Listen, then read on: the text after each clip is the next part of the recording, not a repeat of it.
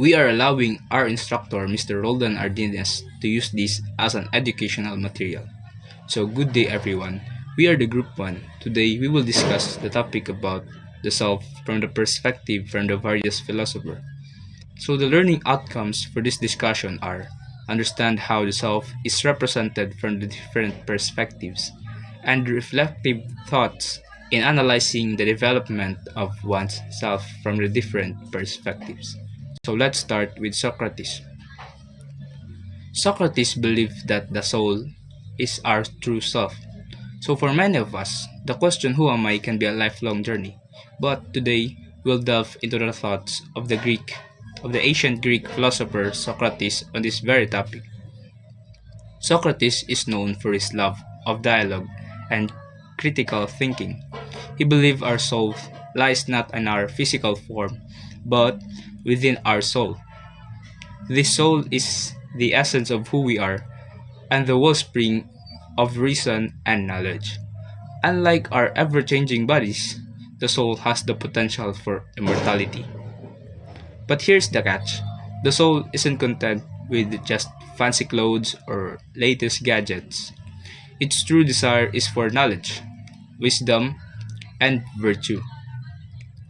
Imagine your soul as a compass, like always pointing you towards a better person. So, the key to unlocking this potential, according to Socrates, is self knowledge. He famously declared that the unexamined life is not worth living.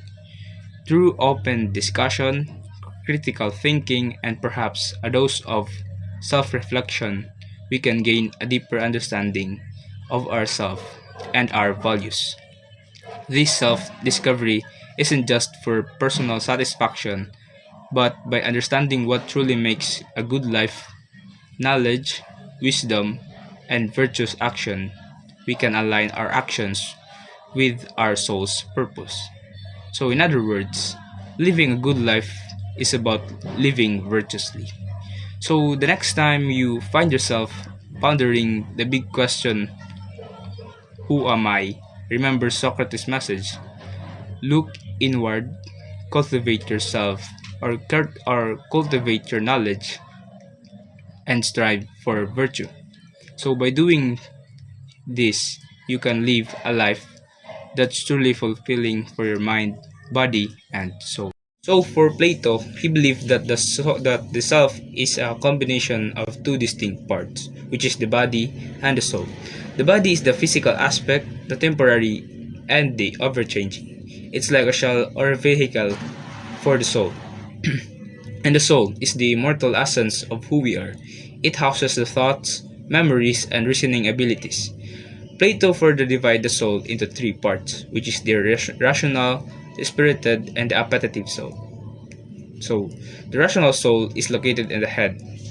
This part strives for knowledge, wisdom, and reason. It is the charioteer of the soul, guiding it towards truth and understanding. Next is the spirited soul. It is located in the chest. It is associated with emotions like courage, passion, and ambition. It can be a powerful ally of the rational soul or a disruptive force if left unchecked. Imagine it as the spirited horse in a chariot. And lastly is the appetitive soul, located on the belly, driven by the basic needs and desires for food, pleasure, and procreation. It's like the other horse in the chariot, needing control and direction from the rational soul. And lastly, for Plato, the ideal self is achieved when these three parts of the soul function in harmony. The rational soul acts as the guiding force, directing the spirited and appetitive souls towards noble pursuits. This balance leads to a life guided by reason, virtue, and pursuit of knowledge, the true purpose of the soul. Aristotle defines the soul as the principle of life, and as the principle of life, it causes the body to live, which make we humans live because we have soul. This explains why all living beings have soul, then it follows the plants and animals in addition to humans that have souls. Thus, Aristotle distinguishes three levels of soul, namely vegetative soul, sensitive soul, and rational soul. According to Aristotle, plants have souls because they possess the three basic requirements for something to be called a living being. That is the capacity to grow, reproduce, and feed itself. While sensitive soul also grow and feed themselves, but unlike vegetative, sensitive souls have feelings. And finally, the last one, which is the rational souls, they grow, reproduce, and feed themselves and have feelings. But unlike sensitive souls, rational are capable of thinking, which is only present in humans. Augustine, a Christian theologian, grounded his concept of self on dualism, emphasizing the distinction between body and soul. He proposed that the soul, which he described as a true person, could attain immortality through communion with God. Augustine believed that a relationship with God is essential for inner peace and self-realization. He defined virtue as ordered love, highlighting four cardinal virtues: prudence, justice, courage, and temperance. Prudence helps discern with aids in our pursuit of God. Justice means serving God and obeying authorities. Courage helps overcome fears. And temperance involves self-control over desires and emotion. Augustine believed that while the soul cannot exist without the body, it can achieve immortality through a virtuous life in communion with God. René Descartes believes that self revolves around the idea of mind-body dualism. René Descartes believed that the origin of the self came from the mind. To him, our mind held the essential components of who we are. Within our minds, we hold our understandings, consciousness, and our feelings. Our awareness of ourselves and our ability to have thoughts are a crucial components of our existence and the creation of the self. To Descartes, thoughts were what occurred in his mind that he was conscious of. Descartes famously said, "I think therefore I am," which means you existed because you think of your existence. On the other hand, the body is the physical part of you. Obviously, everything you can touch and feel, the one you uses to interact to the world. To Descartes, your body and mind may be separated, but they are connected. Locke's concept of personal identity centers around continuity of consciousness. He argued that personal identity is not tied to the substance of either the soul or the body, but to the continuity of consciousness. According to Locke, what makes a person the same over time is the continuous thread of their experiences and memories. Locke emphasized the role of memory in the formation of personal identity. He believed that the person's identity is preserved over time through their ability to remember past experiences. This continuity of consciousness, or the ability to recall past thoughts and actions, forms the basis of personal identity. Locke also discussed the self in terms of moral responsibility. He argued that because of individuals are self-aware and capable of reflecting on their actions, they can be held accountable for their behavior.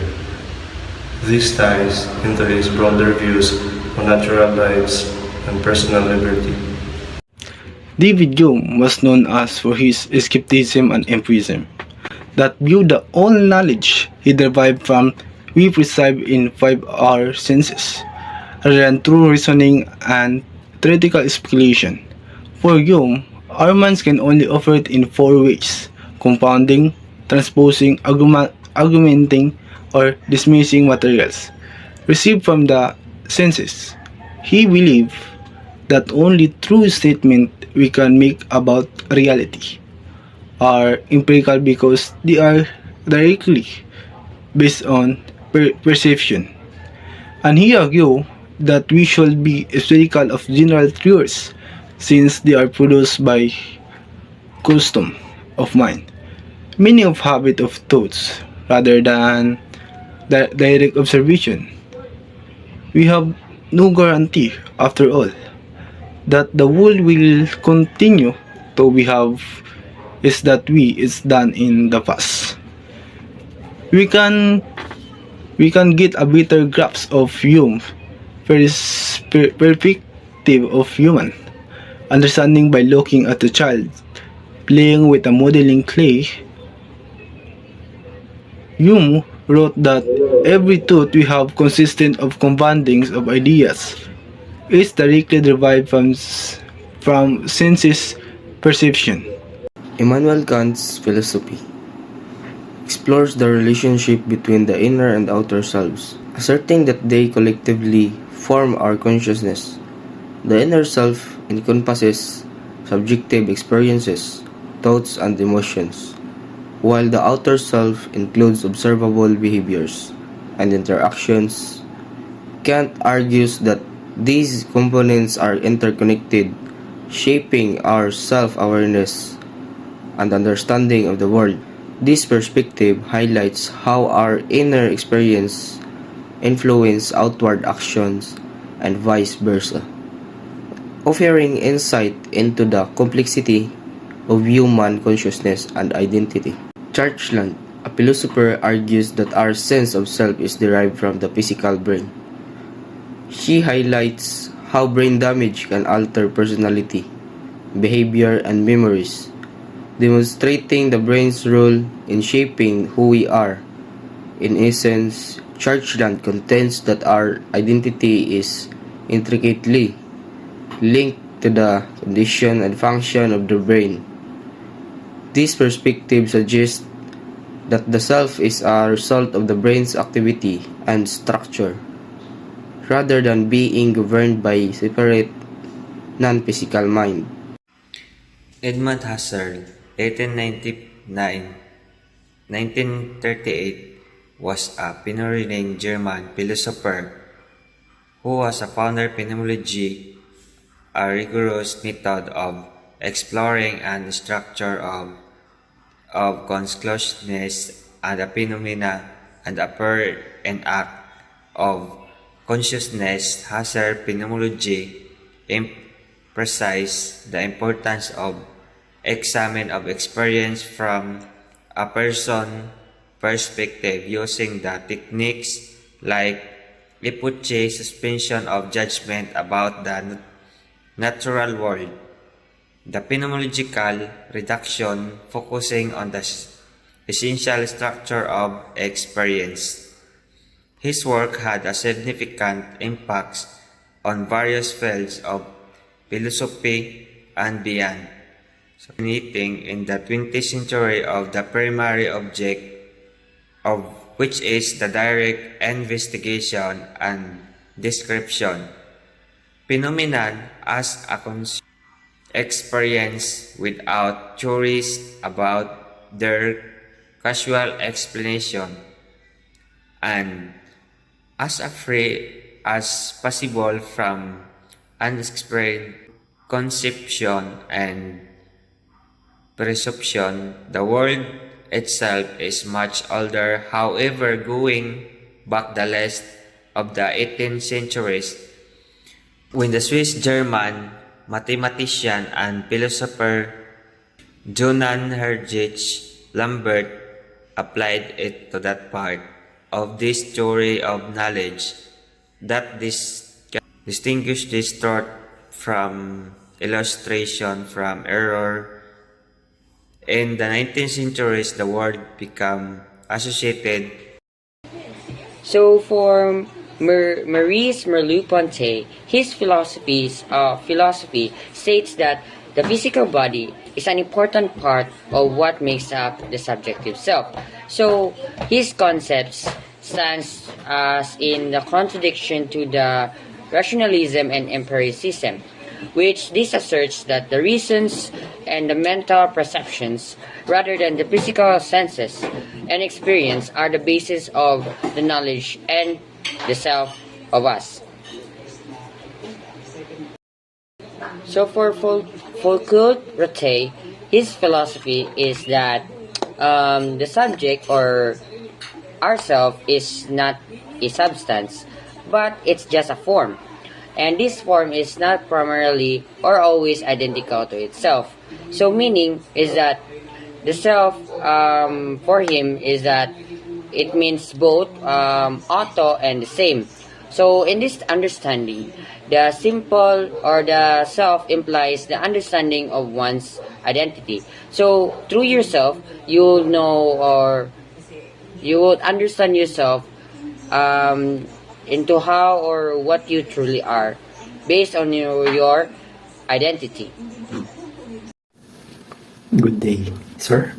I'm Cadet Frias and I'm here to report my topic about Eastern philosophy. So, Eastern philosophy generally views the self as an illusion, a construct of the mind that is not separate from the rest of the universe. This is in contrast to the Western view of the self as distinct and autonomous entity. One of the most important concepts in Eastern philosophy is the concept of anatta or no self. So now let's dive into the fascinating realm of Eastern philosophy. Unlike Western philosophy, which often sees the self as a distinct and independent entity, Eastern philosophy takes a different approach. It possesses that the self is more of an illusion, a construct created by the mind, and fundamentally interconnected with the entire universe. A cornerstone of Eastern philosophy is the concept of anatta, which translates to no self. This idea challenges the notion of an enduring and separate self, suggesting that we perceive as an individual identity. In reality, a product of our thoughts and perception. In other words, the self is not an isolated entity, but rather a dynamic and ever-changing part of the vast cosmic web. To elaborate further, Eastern thinkers argue that our sense of self is not fixed. It evolves and adapts as we experience the world.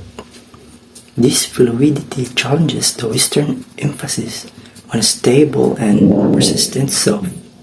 Instead of clinging to a rigid identity, Eastern philosophy encourages embracing the interconnected nature of existence. Picture the self as a drop in the ocean, individually distinguishable yet inseparable from the greater body of water.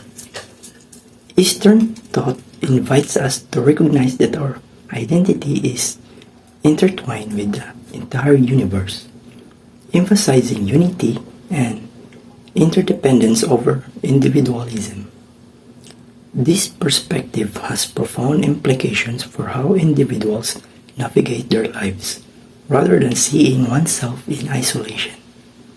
Eastern philosophy encourages a holistic understanding of the self in relation to others and the cosmos.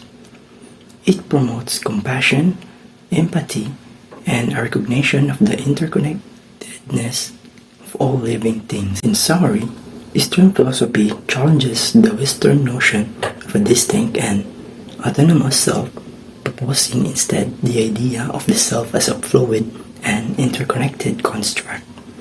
The concept of anatta or no self encourages a shift in perspective towards recognizing the dynamic and interdependent nature of our existence within the vast cosmic tapestry